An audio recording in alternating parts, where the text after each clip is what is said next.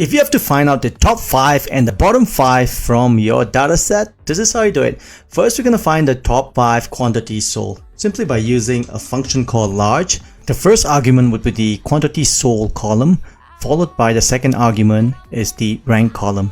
Close parenthesis and hit enter and it will give you the top 5 quantities sold. Now to find out the bottom 5 quantities sold, simply use another function called small, open parenthesis. Again, the first one would be the array where you want to look for the bottom 5, which is the quantity sold column itself, comma, and the rank column from 1 to 5 like this. Close parenthesis and hit enter and it will show you the bottom 5 quantity that was sold. Now it doesn't make sense just to show quantity, you want to have a name associated with it. We're going to start off with using the match function here and basically looking for this particular quantity sold on this column here. Now we're going to make it both row and column fixed by pressing F4 here and then comma 0, the third argument as an exact match. Close parenthesis and hit enter, and this match function actually returns the index or the location where this number occurs here, which happens to be the second position here.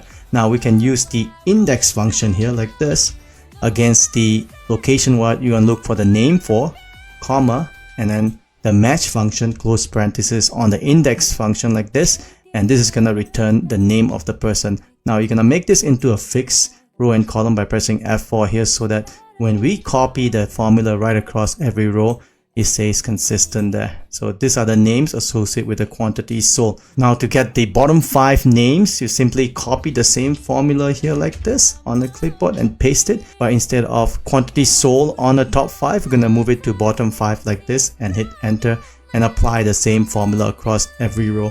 And that's how you get the top 5 and bottom 5 quantities sold and names. Next, we're going to go ahead and highlight the top 5 row in our main dataset. Go ahead and highlight your dataset like this.